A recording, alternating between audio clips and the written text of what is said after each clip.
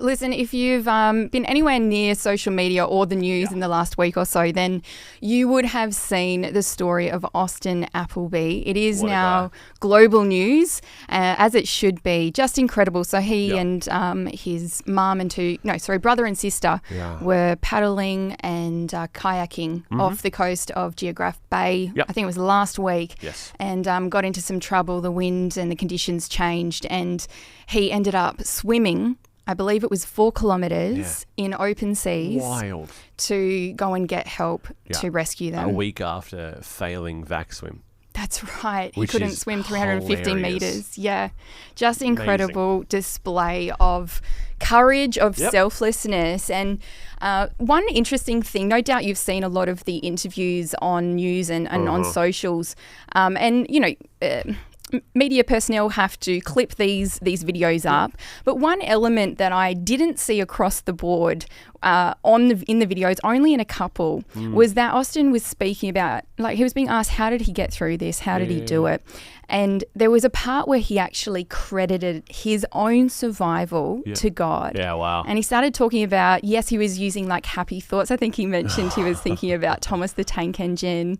At one point, he was thinking of his girlfriend who'd given some lucky bands around his wrist. And so there's these happy thoughts that he's having to fill his mind. But he said at the end of the day, it was God who did it and God that got him through the whole time. Amazing.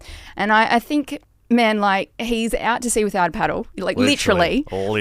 And yeah, I think there's so many times in life where we can feel that, even like sort of symbolically, whatever you're facing. And for me, it's just what an incredible reminder that God's provision and his supernatural help, like the reality of that. Absolutely. And I think as well, like Austin did have to endure. Like, he did have to keep swimming. Sometimes we want God just to rescue us out of the situation, but that God is with us. And I think we can take that into every day, right?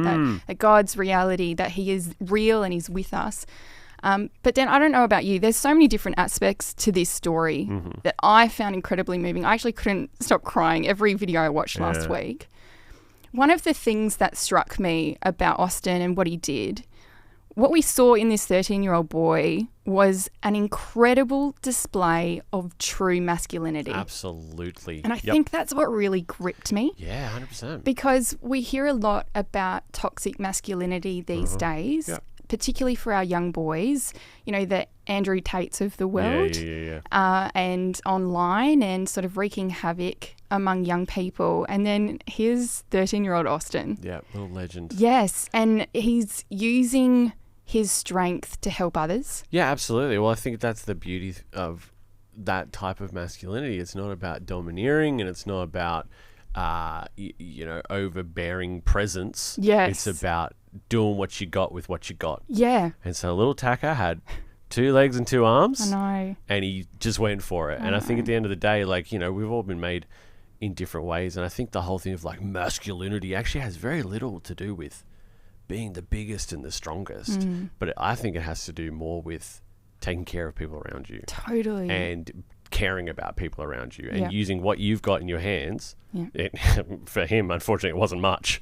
But he had his little legs, and he swam and he swam and he swam and he swam, and then he ran for 2 kilometers as well. Yes, that's right. Yeah. Little guy did it. But no, I think it's a great reminder that at the end of the day, masculinity isn't to achieve dominance. Yes. It's actually there to help. That's right. Think, yeah, it's the courage without any bravado, isn't it? And that's it. And I think that kind of character isn't born overnight either. No. And so I'm like, wow, it's in the small things. And I think sometimes we can be kind of quick in our society and the cultural moment where we find ourselves right now to tear down our boys and our men. And for me, it was just that reminder that we can celebrate the everyday acts of courage and selflessness that we're seeing in our boys and the men in our lives. Incredible. Austin Applebee, what a legend. Yeah.